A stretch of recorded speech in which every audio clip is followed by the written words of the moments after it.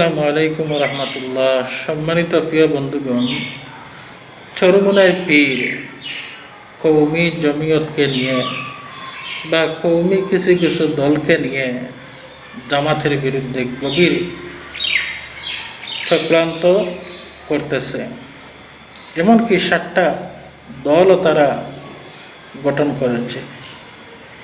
আমি একটা কথা বলি, দেখেন, কৌমিরা, চরমোনাইরা, জমিয়তরা, তারা 7টা নয় 29টা যদি দল গঠন করে, এরপরও তারা কোনো কাজে আসবে না। কারণ ওরা হচ্ছে হিংসুক, আর হিংসুকরা কোনোদিনও কাজে আসতে পারবে না। সম্মানিত প্রিয় বন্ধুগণ, দেখেন, চরমোনাই পীর সাহেব যে আওয়ামী লীগের ভারতের দালাল, এর মধ্যে কোনো সন্দেহ নেই।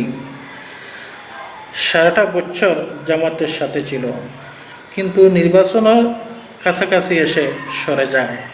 নিশ্চয়ই একটা ভারতের ইঙ্গিত ছিল, আর না হয় বিএনপির টাকা খেয়েছে। দুটো মাঝে একটাই হবে।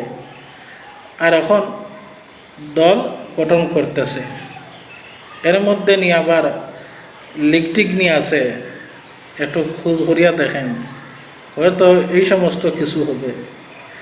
আসলে চরমোনাই পীর তিনি একটা দালাল এবং বেজাইল্লা মানুষ। উনি কোনোদিনও ইসলামের কোনো কাজে আসবে না, জাতির কোনো কাজে আসবে না, দেশের কোনো উপকারে আসবে না এনারা। আর জামাতকে দেখেন, জামাতকে চরমোনাইও বাড়ি দিয়েছে, আওয়ামী লীগকেও বাড়ি দিয়েছে, বিএনপিও বাড়ি দিচ্ছে, কিন্তু কিছুই করতেও পারতেছে না।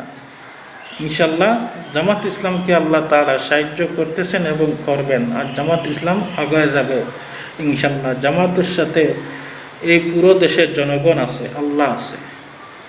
জামাতের সাথে কেউ ক্ষতি করে কোনো কিছু করতে পারবে না ইনশাল্লাহ।